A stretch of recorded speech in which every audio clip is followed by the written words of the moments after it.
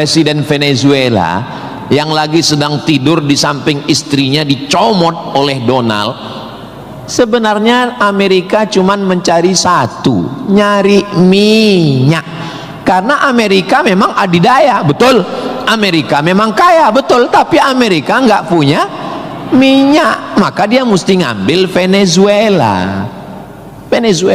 Tapi minyak Venezuela ini juga nggak aman, maka dia perlu minyak yang aset paling besar di dunia. Di mana itu? Iran. Itu enaknya ceramah di Unsri ini, nyambung. Bagaimana saya bilang Iran? Dulu nama presidennya Reza Pahlavi, bisa diatur oleh Amerika, tapi kemudian datanglah pemimpin spiritual namanya Ayatollah Khomeini tahun 79 tahun 80, maka semua perusahaan Eropa, Amerika stop, nggak boleh masuk. Akhirnya dia diembargo selama 46 tahun. Gimana cara dia bisa hidup 46 tahun? Jual minyaknya kemana? Amerika nggak mau beli minyaknya, Eropa juga nggak mau. Kenapa Iran tetap bisa tumbuh? Dia jualnya ke Rusia dan Cina. Ada ilmu khusus yang mengkaji ini. Ilmu apa namanya? Geopolitik. Geo dunia, politik. Jadi politiknya bukan antar pilkada kabupaten, tapi geopolitik dunia. Maka Ayatullah ini mesti digulingkan. Meninggal Ayatullah Ruhollah Khomeini, digantikan penerusnya namanya Ayatollah Ali Khamenei. Khamenei mesti dibunuh karena dialah pemimpin spiritual, maka diserang, akhirnya meninggal. Mereka lupa, Amerika lupa. Dia sangka kalau kepalanya dipotong ini mati. Mereka lupa bahwa Iran pernah berperang 8 tahun dengan Irak. Siapa yang membiayai Irak waktu itu menghantam Iran? Amerika. Siapa yang disuruh menghabisi? Saddam Hussein. Saddam bantai. Sebetulnya itu latihan perang. Maka ketika dihajar, menurut Donald Trump 4 hari saja untuk menyelesaikan Iran. Begitu 4 hari tidak selesai, dia ngajak genjatan senjata. Lalu apa jawab Iran? Kau yang memulai, kami yang mengakhiri. Begitu jantannya. Kalau mau ambil minyak Venezuela, tumbangkan Maduro. Kalau mau ambil minyak Irak, tumbangkan Saddam. Kalau mau ambil minyak Libya, tumbangkan Gaddafi. Maka Gaddafi tumbang, Saddam tumbang, Ayatollah tumbang, Maduro tumbang. Kalau mau ambil minyak Indonesia,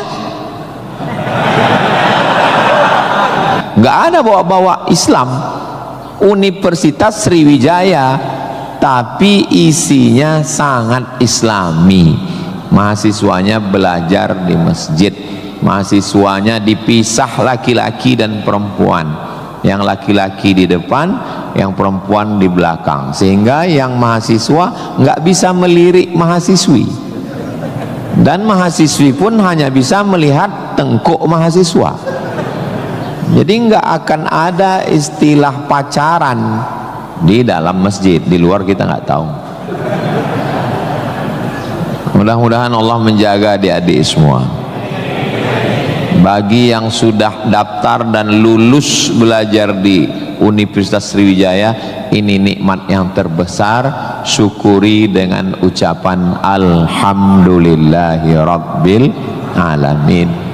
Dan kita berterima kasih kepada orang yang mengajarkan kita cara bersyukur dengan berselawat untuknya. Allahumma sholli ala Sayyidina Muhammad wa ala ali Sayyidina Muhammad. Ini kampus luas sekali.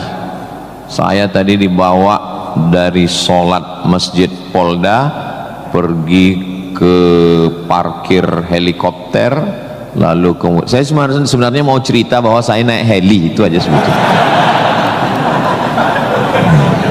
Iya, kadang orang cerita mutar-mutar substansinya sulit dipahami.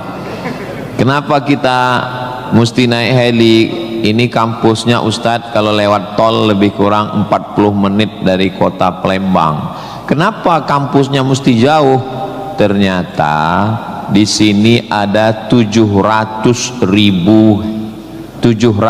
hektar kampus yang begitu luas, dan di sini tidak hanya manusia, monyet pun jumpa tadi. Jadi kampus itu idealnya memang begitu. Jangan sampai fakultas pertanian nggak pernah megang tanah, beternak ikan di atas kertas. Fakultas peternakan, fakultas perikanan, tapi nggak pernah megang ikan, hanya presentasi makalah. Begitu lulus kerja jadi teller di bank, nggak nyambung. Maka di sini praktek. Tadi saya diberitahu oleh Bapak Ketua HIPMI, Ustadz Somad, ini tempat praktek pertanian.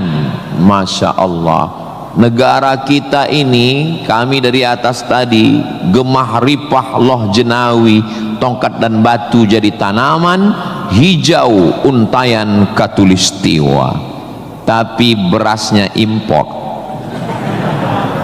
Kenapa? Padahal tanah begitu luas. Menunggu sarjana-sarjana pertanian dari Universitas Sriwijaya. Begitu. Kenapa enggak kita tanam? Kalau kita tanam otomatis tanah kita berkah.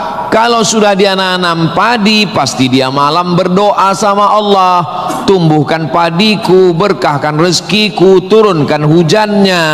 Kalau sudah ditanam, otomatis ekonomi bangkit, orang akan bekerja, otomatis padi tadi akan dibawa ke kilang padi untuk mengupas kulit padi jadi beras. Berasnya diperdagangkan, diniagakan di pasar-pasar hidup.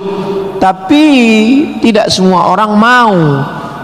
Kenapa? Karena dengan import ada fee, ada uang masuk, ada kejahatan, membunuh petani, membunuh pedagang, akhirnya orang dininabobokan. Jadi solusinya apa?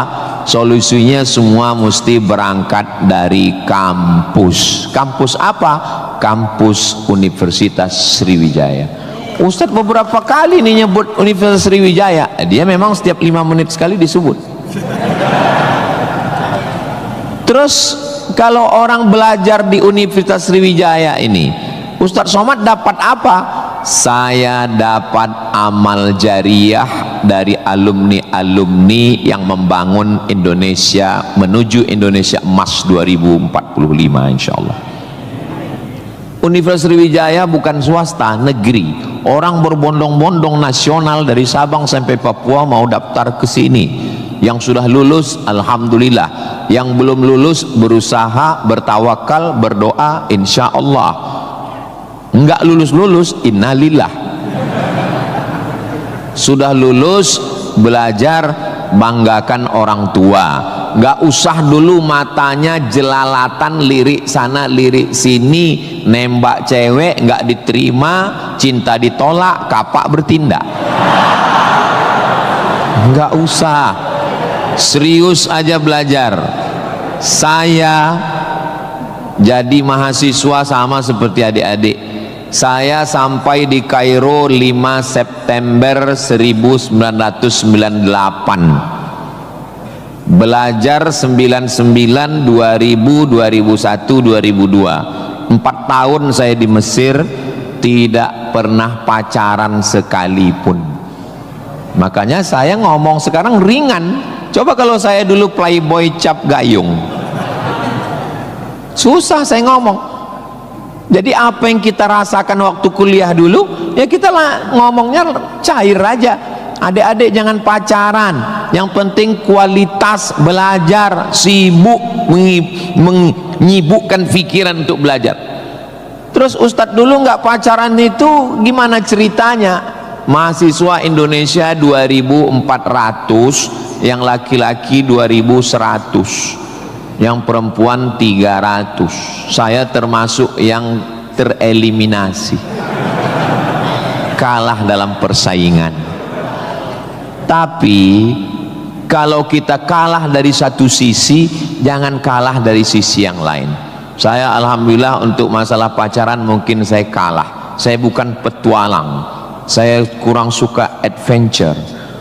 Tapi dalam masalah belajar saya serius. Di Al-Azhar tidak pakai sistem SKS, dia pakai sistem paket. 1 tahun ada 14 mata kuliah tambah 2 juz hafalan Quran dan dibagi 2 termen, 7 termen awal, 7 termen 2. 14 mata kuliah, kalau nggak lulus 3 ulang setahun. 3 mata kuliah itu hanya diulang dalam setahun, habis umur. Maka saya berusaha belajar pagi, petang, siang, malam, tetap tidur dan makan. Dan akhirnya saya selesai S1, masuk bulan September. Saya selesai S1 bulan Juli.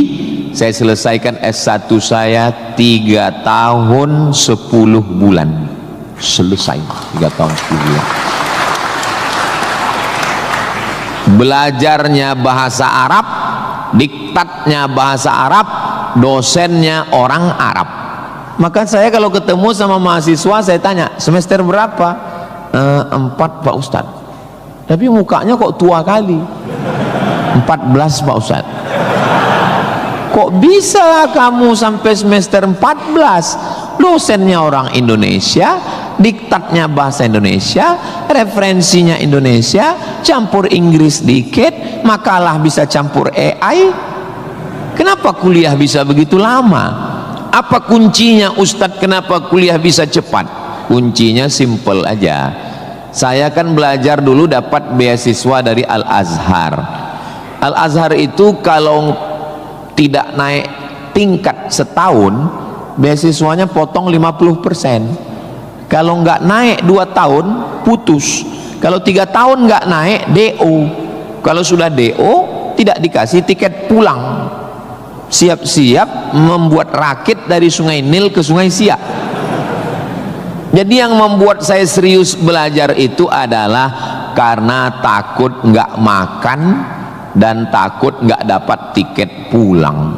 Jadi saya juga terlalu muluk-muluk. Saya nggak berani juga menasihati adik-adik. Saya belajar serius karena takut kepada Allah.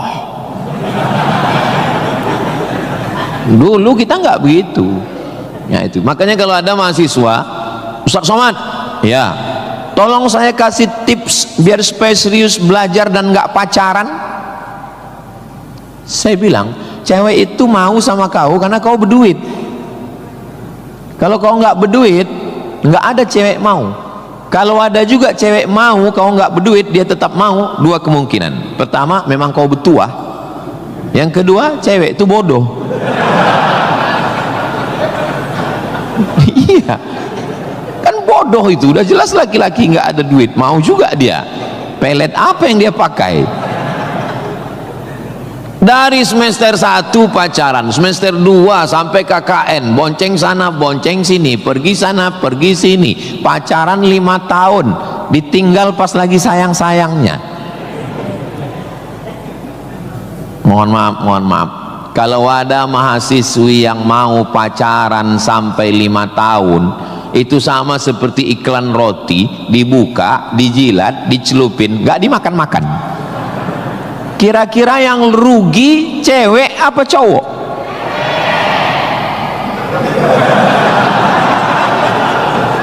Kalau sudah tahu rugi masih mau pacaran, berarti itu IQ-nya di bawah rata-rata. Itu pasti nggak lulus di Unsri itu. Di Universitas Sriwijaya ini orangnya cerdas secara intelektual dan cerdas secara spiritual dan cerdas secara emosional. Cinta, benci, marah, sayang, kecewa, bahagia, itu semuanya adalah emosional.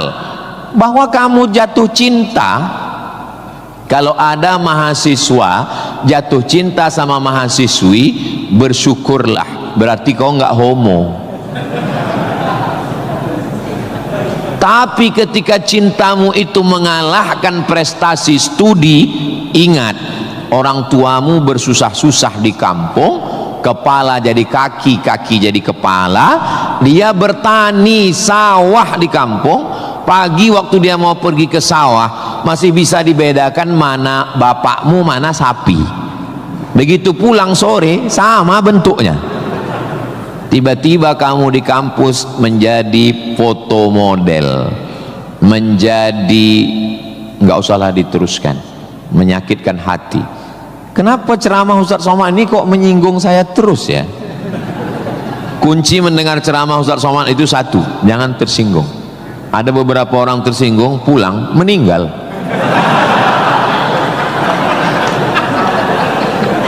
Saudaraku yang dimuliakan Allah, belajar ini seperti pakai kacamata kuda. Jadi waktu belajar dulu pakai kacamata kuda, jangan tengok kanan, jangan tengok kiri, fokus ke depan, tentukan arahmu, maka alam semesta akan membantu. Tentukan targetmu, mana last destination, stasiun terakhir yang mau ditarget mana. Setelah itu langkah karena kakimu, karena kau bertuhan, serahkan pada Allah. Bismillahi tawakkaltu ala Allah, la haula wala quwata illa billah. Ustadz dulu cita-citanya apa? Cita-cita saya selesai S1, habis itu saya S2, habis itu saya S3. Setelah saya doktor, saya mau jadi dosen, dan setelah nanti dapat duit, saya mau membahagiakan orang tua. Cita-cita saya nggak banyak, nggak ada cita-cita saya dulu diundang memberikan kuliah umum ke Universitas Sriwijaya, naik helikopter, nggak ada sama sekali, nggak terpikir di kepala saya, nggak ada terlintas. Cita-cita saya simple, singkat aja. Yang penting kuliah S1, S2, S3, habis itu doktor, jadi dosen, pulang ke kampung, ngajar, membahagiakan orang tua. Makanya waktu saya kuliah di Maroko, saya anak pertama, adik saya anak kedua. Kami cuman berdua, adik beradik, saudara kandung laki-laki dua-duanya. Kata adik saya mau nikah. Saya tunggu kamu pulang selesai S2 di Maroko atau gimana? Saya bilang kau nikah aja duluan, karena aku nggak jelas tanggalnya nih kapan. Pulang pun aku belum tentu nikah. Aku masih banyak cita-citaku. Aku masih selesai S2, aku mau S3, aku mau jadi dosen, aku dapat uang, bahagiakan. Kau kalau mau nikah, nikahlah duluan, jangan terhalang karena aku. Alhamdulillah adik saya menikah duluan. Anaknya sekarang sudah gadis, anak perempuan pertama, dan sekarang sudah belajar di Al-Azhar Kairo Mesir. Jadi kita bagi-bagi, kau bahagiakan dengan ibu punya cucu, dan aku membahagiakan dengan kuliahku. Jadi kalau kita mau kuliah, jangan juga kita halangi adik-adik kita yang mau nikah. Jangan sampai kita mau S2, S3, S teler, S cendol, S doger, S bandung, sampai yang di bawah-bawah ini terhalang, terkendala.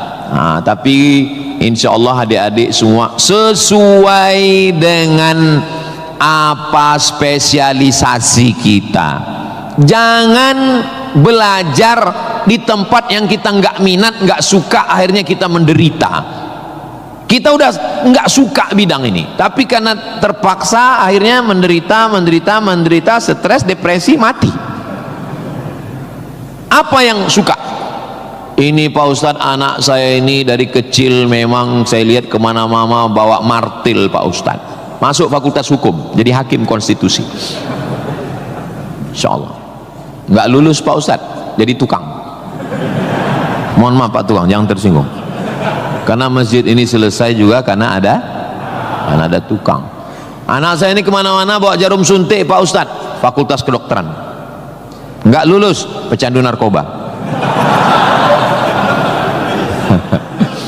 Jadi kemana arah kita? Ustadz Somad dulu biasanya anak itu dari kecil sudah kelihatan itu bakatnya kemana. Saya tanya sama emak saya, aku mak dulu kecil kemana arahku? Kau dulu, kata emak saya, kalau kusuruh beli gula sama beli minyak ke warung, nggak pulang-pulang. Kenapa? Cerita sama orang di warung itu. Kita kalau lagi keluar main, dulu itu kalau masuk kelas jam istirahat itu dulu namanya keluar main. Bapak Zul gitu juga? Berarti udah tua. Anak sekarang nggak tahu, sebaya kita berarti sama-sama 28 tahun. Masalah umur ini kan bukan masalah angka, tapi masalah rasa. Saya terus terang, kalau di tempat lain saya ceramah saya merasa tua, tapi di Unsri ini rasa semester 7 ini sekarang. Nah itu, maka saya memang minta itu kepada Ustadz Kemas Ali, tolong kalau saya datang ke Sumatera Selatan 5 unsur mesti tercapai. Saya ada ceramah di kantor, alhamdulillah tadi sudah di kantor polisi. Tolong bawa saya ceramah di tanah lapang, tablik akbar supaya semua masyarakat dapat. Yang ketiga ceramah di masjid supaya ada pengajian yang betul-betul ngaji, biasanya subuh. Yang keempat adalah ceramah di spesialisasi, kadang ceramah di IDI, Ikatan Dokter Indonesia, ceramah di PERADI, Persatuan Advokat Indonesia, kemudian satu lagi di kampus. Kenapa saya minta kampus? Karena kampus ini masa depan. Kalau panti jompo itu masa lalu. Ustaz jangan disebut jompo, kami di sini ada juga yang tua. Saya tidak ada melihat orang tua di sini. Ini hanyalah anak-anak muda yang terjebak di tubuh yang tua. Nah, jadi sebetulnya masalah tua dan muda itu adalah masalah semangat dan perasaan. Kalau semangatnya muda, perasaannya muda, maka disebut dia dengan sumpah pemuda. Padahal yang bersumpah itu orang tua. Tapi karena dia semangat, memang luar biasa Masjid Nabawi Unsri ini. TV-nya 4 di kiri, 4 di kanan. Luar biasa Bapak. Kadang kita ceramah di beberapa masjid itu kecil aja TV-nya. Ini sampai 4. Ini menunjukkan anggaran untuk kampus ini memang hebat. Itu luar biasa. Jadi kalau ada orang mengatakan bahwa Sumatera Selatan itu bawahnya itu banyak emas, memang datanglah ke Unsri, memang terbukti atapnya pun emas. Nggak salah itu Pak Ketua HIPMI, memang banyak emas yang perlu digali di Sumatera Selatan ini, dan Unsri sudah mewujudkannya di atas. Siapa yang bisa melakukan bukan eksploitasi, tapi menggali potensi yang ada di alam ini? Nah, itu adalah mahasiswa. Inna fi khalqis samawati, dalam penciptaan langit, wal ardi, penciptaan bumi, wakhtilafil laili wan nahari, perputaran siang dan malam, la ayat, itu semua adalah ayat-ayat. Apa yang kau tahu tentang ayat? Ayat kursi Pak Ustaz. Apa yang kau tahu tentang ayat? Ayat Al-Quran Pak Ustaz. Apa yang kau tahu tentang ayat? Ayat-ayat cinta Pak Ustaz. Ayat semesta. Inna fi khalqis samawati, penciptaan langit, dipikirkan dengan akal, muncul ayat, namanya ayat kauniyah, ayat semesta yang dikaji satu fakultas khusus, namanya fakultas bukan astrologi. Yang perlu dipelajari itu astronomi, bukan astrologi. Kalau yang astrologi itu Anda lahir bulan April, bintang Anda Taurus, jangan jatuh cinta dengan Pisces. Karena kalau ikan jatuh cinta dengan kambing, nanti tinggalnya di mana? Buang-buang waktu aja itu, nggak usah dikaji.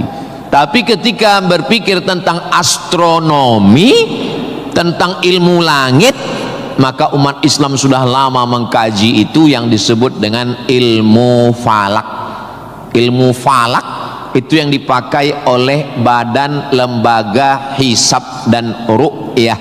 Hisab artinya perhitungan, menghitung bagaimana tingginya matahari, bulan di atas ufuk Kenapa terjadi persimpangan antara NU dengan Muhammadiyah tentang penetapan 1 Ramadan dan 1 Syawal? Itu berawal dari titik astronomi. Karena menurut Muhammadiyah, kalau sudah nampak 1 hilal, walaupun dia tingginya 0,5 derajat atau 1 derajat, maka itu sudah dianggap sebagai hilal. Tapi menurut NU, Perti, Persis, Al-Wasliyah, Nahdlatul Ulama, maka mereka mensyaratkan sesuai syarat Mabim, Malaysia, Brunei, Indonesia, Singapura, mensyaratkan mesti 3 derajat. 3 derajat baru dianggap sebagai hilal. Kalau 1 belum dianggap sebagai hilal. Kata Muhammadiyah 1 pun hilal, kata NU 3 baru hilal. Akhirnya datang wakil presiden Indonesia, namanya Bapak Yusuf Kala. Pak JK duduk dengan NU dan Muhammadiyah. Kata Pak JK, gimana kalau NU turunkan 1, Muhammadiyah naikkan 1? Karena beliau kan pengusaha, bisnismen, biar supaya ketemu titik temu. Ya nggak ketemu, karena ini metodologinya berbeda.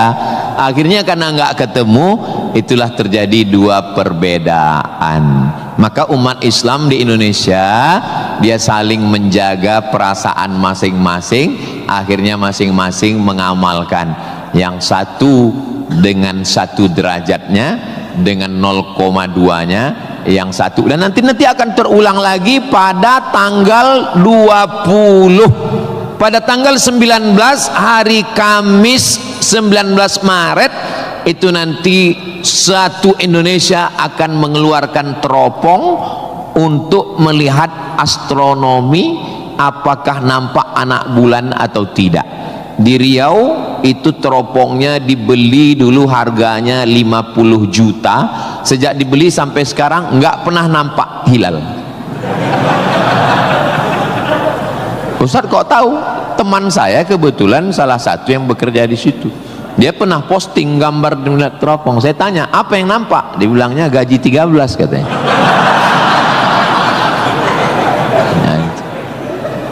Nah, itu hanya bisa diselesaikan oleh astronomi. Ilmunya, orangnya astronom. Inna fi khalqis samawati wal ardi, bumi, satu fakultas muncul, namanya fakultas geologi. Geo bumi, logi ilmu, geologi ilmu bumi. Ternyata di dalam bumi ini ada batu bara. Di dalam bumi Sumatera Selatan ini batu bara. Ustaz tahu dari mana? Tadi waktu kami naik heli tadi. Ini nyebut heli ini 20 menit sekali harus diulang. Waktu kami tadi naik, itu di Sungai Musi di bawah banyak sekali kapal-kapal membawa batu bara. Batu bara itu di dalam tanah, tapi kalau di Sumatera Utara di atas tanah. Abdul Somad batu bara. Di dalamnya ada nikel, di dalamnya ada minyak, di dalamnya ada emas, di dalamnya ada fosfat, di dalam ada gas, banyak sekali. Sebetulnya yang dicari Donald Bebek itu apa? Sampai jam 12 malam masuk ke kamar tidur Maduro, presiden Venezuela, yang lagi sedang tidur di samping istrinya dicomot oleh Donald. Sebenarnya Amerika cuman mencari satu, nyari minyak. Karena Amerika memang adidaya, betul. Amerika memang kaya, betul. Tapi Amerika nggak punya minyak, maka dia mesti ngambil Venezuela. Tapi minyak Venezuela ini juga nggak aman, maka dia perlu minyak yang aset paling besar di dunia. Di mana itu? Iran. Itu enaknya ceramah di Unsri ini, nyambung. Bagaimana? Saya bilang Iran. Dulu nama presidennya Reza Pahlavi, bisa diatur oleh Amerika, tapi kemudian datanglah pemimpin spiritual namanya Ayatollah Khomeini tahun 79 tahun 80, maka semua perusahaan Eropa, Amerika stop, nggak boleh masuk. Akhirnya dia diembargo selama 46 tahun. Gimana cara dia bisa hidup 46 tahun? Jual minyaknya kemana? Amerika nggak mau beli minyaknya, Eropa juga nggak mau. Kenapa Iran tetap bisa tumbuh?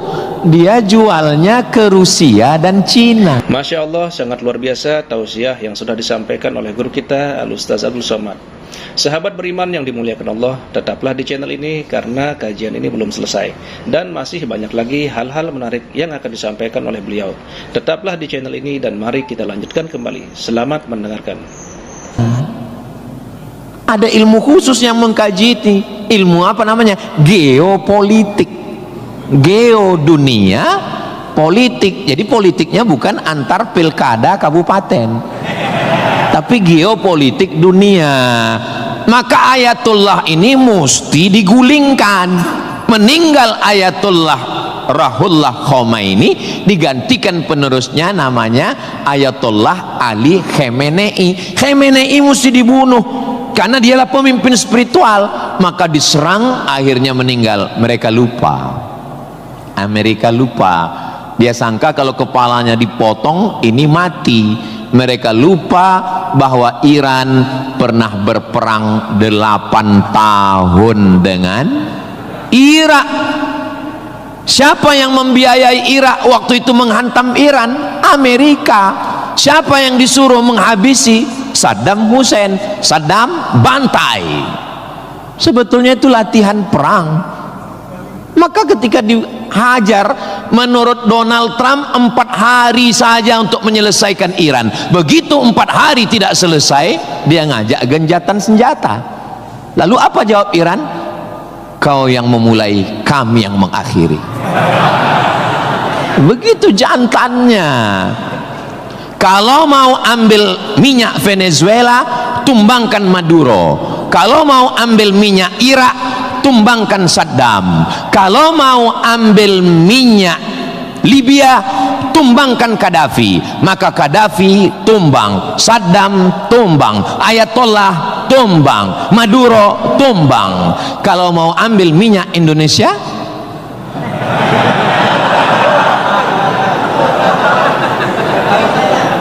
saudaraku yang dimuliakan Allah Subhanahu wa ta'ala, itulah hebatnya. Jadi adik-adik saya ajak 2 SKS kuliah geopolitik. Kenapa untuk mengambil minyak Venezuela mesti ditumbangkan Maduro? Kenapa untuk mengambil minyak Baghdad Saddam mesti ditumbangkan? Kenapa untuk mengambil minyak Libya Gaddafi mesti ditumbangkan? Kenapa Indonesia nggak ada yang ganggu? Karena di Indonesia nggak tumbang pun minyaknya udah dapat.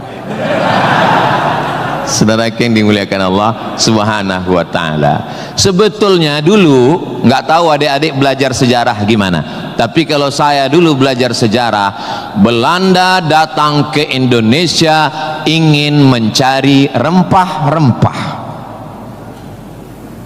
kayu manis, buah pala, merica, ketumbar. Kita pun waktu itu bingung, nanya sama guru SD, ya, Belanda kesini naik kapal kayu jauh-jauh dari Amsterdam, 3 bulan naik kapal cuman mau cari rempah. Iya katanya. Sekarang baru kita tahu mereka bukan nyari rempah, nyari minyak. Ini udah di kapling-kaplingnya. Papua emas, Sulawesi nikel. Ada satu pulau namanya Pulau Emas, Swarna Dwipa. Swarna Dwipa artinya pulau emas, nama lain dari Sumatera. Dulu ketika Portugis, ada satu negara namanya Portugal, orangnya namanya Portugis. Portugis dengan Portugal itu sama, cuman beda nama negaranya Portugal, orangnya Portugis. Portugal itu bukan persatuan orang tua gatal. Mereka inilah yang datang untuk mengambil cengkeh ke Tidore dan Ternate, Sumatera, Kalimantan, Sulawesi. Antara Sulawesi dan Papua ada kerajaan kecil Tidore dan Ternate. Tanaman yang mereka cari adalah cengkeh, karena cengkeh hanya tumbuh di Tidore dan Ternate. Ketika mereka ambil bibit cengkeh mau ditanam di Eropa, musim dingin mati. Indonesia ini potensinya luar biasa. Tidak ada negara miskin, yang ada adalah negara salah kelola. Ustaz sedang bicara Indonesia? Tidak, negara kita kaya. Saya bicara tentang Konoha. Maka saya tidak pernah pesimis, saya selalu optimis. Makanya walaupun ini bulan puasa, lapar, tapi suara saya menggelegar kan? Karena saya di kampus Unsri, maka saya semangat. Tapi seandainya ceramah siang jam 2 habis khutbah Jumat ini bukan di Unsri, tidak begini isi ceramah saya. Paling saya, marilah kita banyak ingat mati. Ini bulan Ramadan, mari kita banyak-banyak beristighfar, kita mengejar Lailatul Qadar. Tapi saya sedang bicara tentang masa depan. Saya bicara dengan mahasiswa, mereka yang akan melanjutkan tongkat estafet perjuangan ini. Saya yakin dan percaya bidang pertanian sudah, peternakan sudah, geopolitik mereka sangat paham, dan masalah spiritual batinnya mereka dididik di dalam Masjid Nabawi. Mereka diingatkan tentang 3. Adik-adik belajar agama ini nggak usah repot, nggak usah ribet, nggak usah jelimet. Yang penting di dalam hati itu ada 3. Pertama, akidah. Wujud qidam baqa mukhalafatu lil hawadisi qiyamuhu binafsihi wahdaniyah qudrat iradat ilmun sama basar kalam sifat 20. Ini akidah kita Imam Abul Hasan Al-Asy'ari. Yang kedua, setelah akidahnya mantap, dia mau beribadah. Di mana caranya beribadah? Rukun, syarat, wajib, sunnat. Inilah yang kedua, namanya fikih. Belajar fikih solat, belajar cara wudu, cara tayamum yang membatalkan solat. Tapi dua-dua ini nggak ada maknanya. Ibadahnya nggak bermakna, akidahnya nggak bermakna kalau tidak ada yang ketiga. Yang ketiga adalah akhlak, sopan santun, tata krama, budi bahasa, menghormati orang tua, memuliakan dosen. Saya sangat bisa untuk ceramah berdiri naik di atas ini, bisa. Kalau mau saya tadi minta sama panitia, Pak panitia izin saya mau naik ke atas, boleh. Lalu kenapa saya nggak naik ke atas? Karena saya segan tapak kaki saya di atas kepala Pak Rektor. Saya di atas sementara Bapak Ketua DPRD di bawah. Itu namanya sopan santun, tata krama, budi bahasa. Tapi adik-adik yang di atas jangan tersinggung. Saya bukan menyinggung. Nggak apa-apa, demi Allah nggak apa-apa. Tapi Pak Ustadz khotib Jumat kan naik ke atas. Khotib Jumat di atas memang mimbar ini untuk khutbah. Mimbar Nabi itu tangganya cuma 3. 1, 2, 3. Maka kalau definisinya lebih dari yang dibuat Nabi adalah bid'ah, inilah mimbar yang bid'ah. 1, 2, 3, 4, 5, 6, 7, 8. Mimbar Nabi cuma 3. Sekarang orang belajar agama bukan mau menggali potensi agama, tapi hanya cukup dengan 5 jari. Jika tidak ada zaman Nabi, bid'ah. Apa ini? Orang mondok 7 tahun, belajar lagi di Al-Azhar, belajar lagi di Darul Mustafa Yaman, belajar lagi di Al-Ahqaf, terbang Syekh Syafiq dari Qudratullah, terbang ke Yaman belajar agama, bahasa Arab, nahu, sorob, balaghah, mantik, bayat, ma'ani. Ada orang ngaji cuman 5. kalau tidak dibuat Nabi bid'ah. Hari pertama ngaji online, hari kedua mulai membid'ahkan orang lain. Ini pemiskinan ilmu. Dan orang-orang beginilah yang mau diadu domba. Jangan mau diadu domba, karena kita bukan domba. Maka siapa yang mau diadu domba, nanti disembelih waktu Idul. Saudaraku yang dimuliakan Allah Subhanahu wa taala. Jadi belajar agama itu penting. Kalau di universitas agama Islam memang dia ada pelajaran yang begitu banyak, tapi di universitas umum mereka belajar 2 SKS, 16 tatap muka, potong mid semester, potong pertemuan pertama, potong libur banjir, asap dan mati lampu. Hanya tinggal 5 pertemuan. Apa yang bisa diambil dari situ? Tapi saya optimis di Palembang, di Sumatera Selatan, orang tidak hanya ngaji di kampus, tapi juga ngaji di masjid. Bulan Ramadan ini pengajian penuh, kultum subuh, kultum duha, kultum zuhur, kultum asar, kultum menjelang berbuka, kultum habis isya menjelang tarawih, tambah malam 10 terakhir kultum iktikaf. Maka ada namanya madrasah Ramadan. Kira-kira selesai Ramadan ini apa yang bertambah? Alhamdulillah Ustaz Somad, selesai berRamadan ini ada 5 yang bertambah. Apa dia? Berat badan, kolesterol, gula darah, diabetes, asam lambung. Mudah-mudahan selesai Ramadan ini kita sehat walafiat semuanya insyaallah. Ustaz Somad ceramahnya jangan lewat dari jam 2.30. Kenapa? Karena kalau lewat Ustadz ditinggalkan helikopter. Begitu arahan tadi. Saya sebetulnya mau berlama-lama dengan adik-adik sekalian, karena saya nyaman ceramah di Unsri ini. Tapi apalah daya,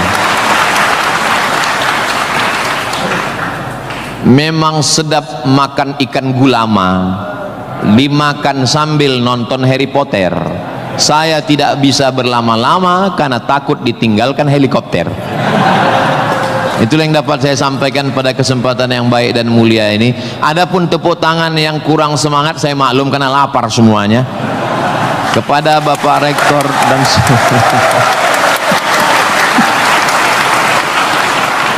maukah Bapak Ibu memaafkan kesilapan dan kekhilapan saya?